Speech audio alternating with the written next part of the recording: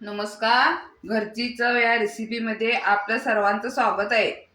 आज मी तुम्हाला शेंगदाण्याची उपवासाची आमटी दाखवणार आहे. त्याच्यासाठी लागणारं साहित्य: शेंगदाणे, मिरची, बटाटा आपण हा उकडून बारीक करून घेतलेला आहे, चवीपुरतं मीठ हे साहित्य आहे.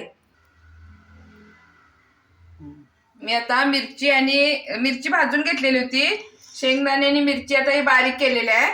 तेल थोडं ठेवलेलं आहे. तेलामध्ये आता हे टाकणार. मी जिरे वगैरे काही खात नाही, त्याच्यामुळे मी जिरे टाकलेले नाही आहे.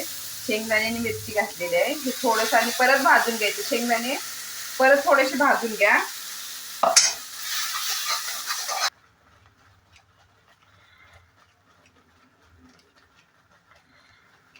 मी आता बटाटा टाकलाय. थोडेसे शेंगदाणे आणि मिरची भाजलेली आहे.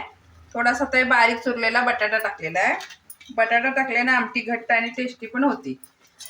वरीच्या भाताबरोबर आपण खायची, त्याच्यामुळं 2 माणसांसाठी आहे आमटी.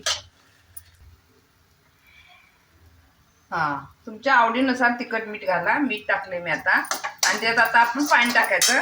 आणि घट्ट पातळ जर पाहिजे असेल तुम्हाला कमी जास्त करू शकता. आता याच्यामध्ये तुमच्या आवडीनुसार तिखट मीठ घालून पातळ घट्ट आवडत असेल तर करा. आता ही 2-4 मिनिटं उकळली म्हणजे शिजती बघा. ही अशी थोडासा घट्टपणा येते. तुम्हाला जर अजून थोडी घट्ट पाहिजे असेल तर तुम्ही याच्यात मटेरियल म्हणजे वापरू शकता, जास्त शेंगदाणे वगैरे. पण पातळच भाताबरोबर चांगली लागते, वरीच्या भाताबरोबर.